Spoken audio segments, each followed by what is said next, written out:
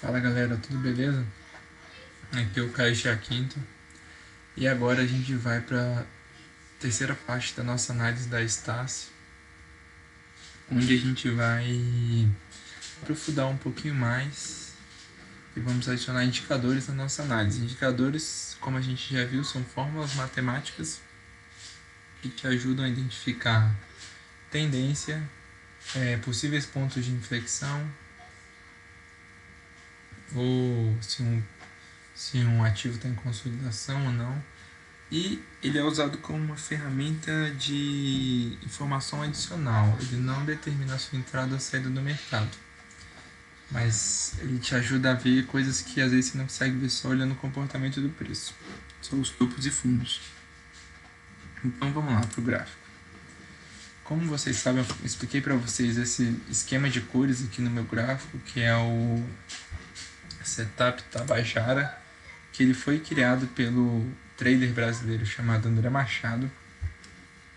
Eu entrei aqui, o André tem um canal no YouTube, esse aqui ó, o Ogro de Wall Street, então eu aconselho todo mundo a entrar lá e assistir todos os vídeos que ele coloca aqui. Ele geralmente faz análise diária do mercado e é uma fonte de conhecimento aqui, de conteúdo absurdamente grande, tem muita coisa e de pouquinho em pouquinho vocês vão assistindo isso aqui e vocês vão aprender muito.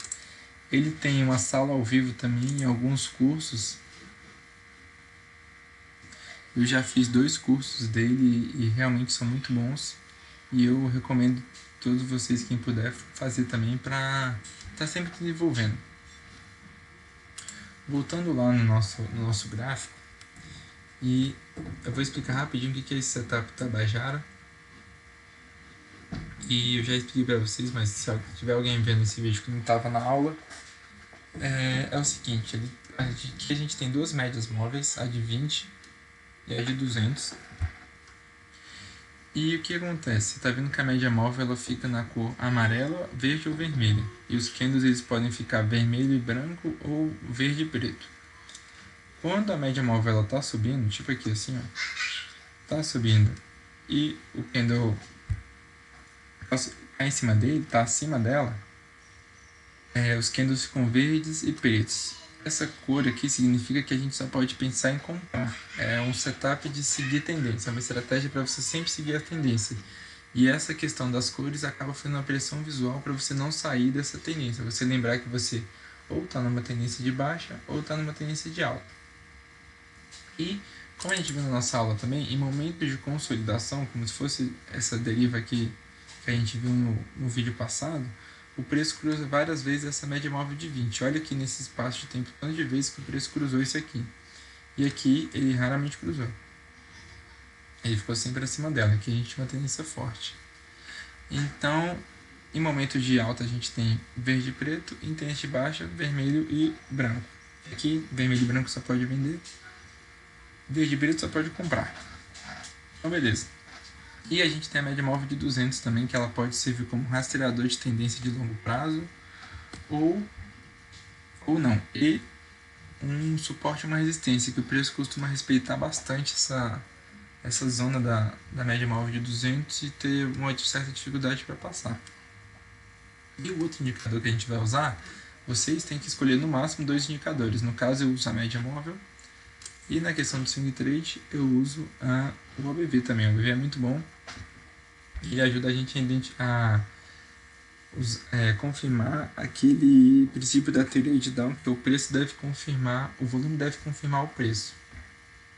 Então, a partir dessas divergências, a gente consegue identificar momentos de acumulação, que seriam os grandes players comprando, sem deixar esse preço subir muito, ou momentos de distribuição, que são esses grandes players vendendo, sem deixar o preço cair muito. Então, vamos lá, eu vou focar nesse vídeo só nas partes mais críticas que a gente viu. Vocês podem ver que eu já deletei todas as setinhas de topo e fundo. A gente já tem uma noção boa do que aconteceu aqui. E quem tá chegando nesse vídeo primeiro, pode voltar nos outros 2, que é a introdução disso daqui. Então vamos lá. A gente viu que a gente poderia ter feito uma entrada aqui no rompimento desse fundo, que seria um pivô de baixa. Tinha uma entrada aqui que a gente estava meio confuso. Então era melhor a gente não ter entrado de acordo com as 5 regras do sucesso. Regra número 4. Se você estiver confuso ao mercado, você volta para a regra 2. Proteja ferozmente seu capital. Então vamos lá. De acordo com a teoria de Dow, isso aqui foi um pivô de baixa e isso aqui confirmou a tendência de baixa, né? Porque ele ia formar um fundo inferior. Porém, se a gente olhar o nosso querido ABV nesse momento, a gente não rompeu esse fundo no ABV também. Então essa entrada aqui não teria sido validada. Então a gente acabou vendo no último vídeo que o preço, a gente passou um sufoco, o preço caiu, só que depois ele voltou e estopou a gente bem aqui, ó. Então, como o ABV não confirmou essa entrada, a gente não teria entrado. Aquele negócio, é melhor perder a oportunidade do que perder dinheiro. Essa questão da ABV aqui mostra que o volume de venda nesses candles aqui não foi muito alto comparado ao volume de compra nesses outros. Então acabou que essa venda não teria sido autorizada, a gente não teria feito. Por isso que é sempre bom você usar indicadores para autorizar essas entradas no mercado, como forma de ferramenta de informação adicional. Ele vai te tirar de algumas enrascadas de vez em quando. Aí voltando nessa entrada aqui, a gente tinha concluído que a gente não ia fazer ela. O mercado estava meio confuso aqui por causa dessa linha pontilhada e tudo mais. E quando a gente colocou a média móvel aqui, a gente viu que essa zona estava mais confusa ainda porque a média móvel de 200 estava passando aqui. E ela funciona como um suporte forte. Então podia ser do preço fingir que ia romper aqui também e depois voltar para cima. Então ia acabar que era só mais um motivo para a gente ligar um sinal de alerta aqui. Acabou que o preço caiu, a gente viu que ele foi até a nossa primeira projeção de Fibonacci. E às vezes vai acontecer isso. Mas, como eu acabei de falar, é melhor a gente perder a oportunidade do que perder dinheiro. A gente acabou vendo que a gente teve uma consolidação muito grande.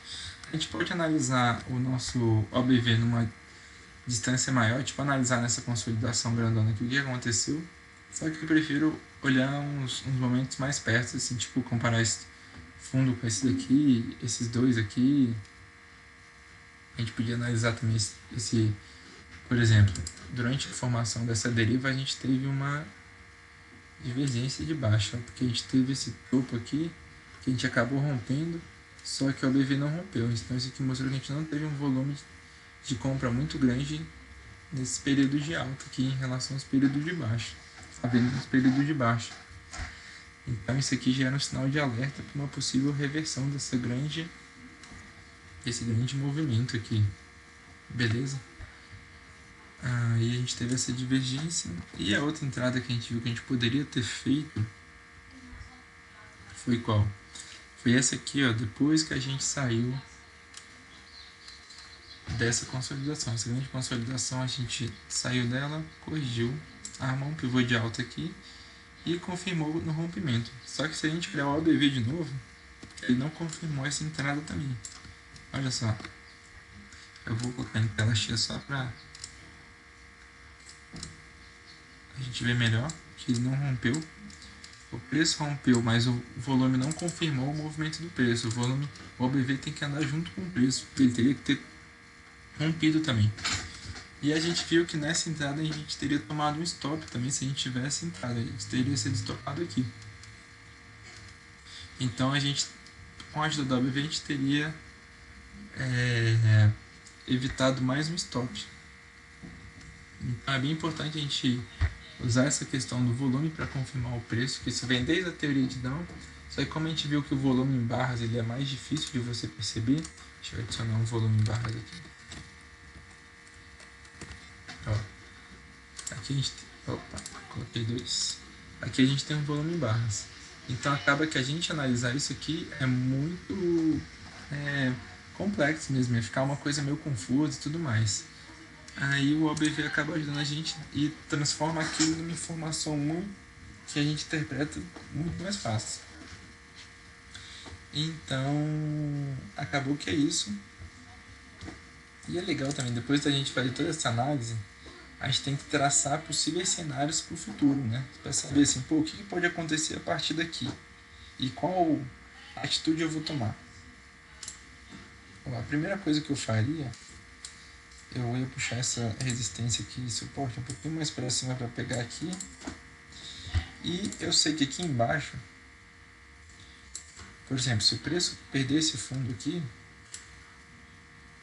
agora, depois que ele tiver der uma porrada aqui e fechar aqui abaixo, a gente vai estar formando topos e fundos descendentes. Então a gente vai caracterizar como uma tendência de baixa. Porém, no meio do caminho a gente vai ter essa grande zona de suporte aqui. E a gente tem a média móvel de 200, que é uma grande uma grande zona de suporte também. Então acabaria que o cenário para venda ficaria bem confuso, ficaria bem incerto, assim, porque tinha muita coisa no caminho para poder impedir o preço, muito suporte no caminho para poder impedir o movimento do preço. Então, regra número 4, a gente está confuso, a gente está inseguro em relação àquilo ali, proteja ferozmente nosso capital. A gente não entraria vendido aqui, para o preço decidir bem em relação a esses dois aqui. Aí depois que ele rompesse isso aqui, poderia até acontecer um pivô de baixa e a gente conseguir entrar até essa linha de tendência de alto de longo prazo, né, que a gente tinha traçado. Ou então o mercado poderia começar a subir depois disso. Isso aqui ser só uma consolidação. Aí você vai me perguntar, Caio, você entraria se o mercado rompesse esse último topo? Eu não entraria porque primeiro a gente tem essa linha aqui que a gente não sabe muito bem o que vai acontecer se o preço testar ela de novo. Porque faz tempo que a gente não testa, né? Ele pode passar reto aqui ou respeitar ela mais uma vez. Então eu diria que a gente está bem confuso aqui em relação a Estácio. Eu esperaria ou cair bastante e perder a média móvel de 200 para depois esperar um pivô de baixa, ou esperar subir bastante e romper isso aqui e formar um pivô de alta depois. Em relação ao BV, qual a conclusão que a gente pode tirar? Vou colocar ele aqui em tela cheia, só para... Vou esticar isso aqui. Eu vou duplicar essa linha aqui.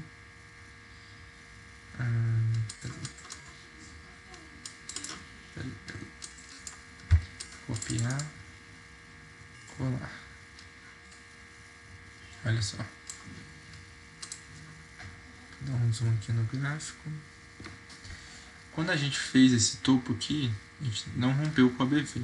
Aí quando a gente teve essa queda forte, ele acabou fazendo um advanced breakdown aqui nesse último fundo. Só que esse advanced breakdown não foi confirmado pelo preço. O preço também não foi. Ele segurou nesse suporte. E acabou voltando. Aí nesses dias de alta, a gente com certeza teve um volume bem alto. E o preço fez um advanced breakout. Então a gente teve duas divergências que não foram confirmadas pelo preço, que o preço acabou caindo depois. Então o BV também está bem confuso aqui, ele mostrou algumas divergências que eram um sinal de alerta que poderia estar entrando força para um lado e para o outro, só que a gente teve uma divergência em ambos os lados, tanto do lado comprador quanto do lado vendedor. Então tá uma coisa bem confusa que eu não conseguiria tirar muita informação disso daqui. Então é isso, galera. Essa foi a terceira parte da nossa análise da Estácio.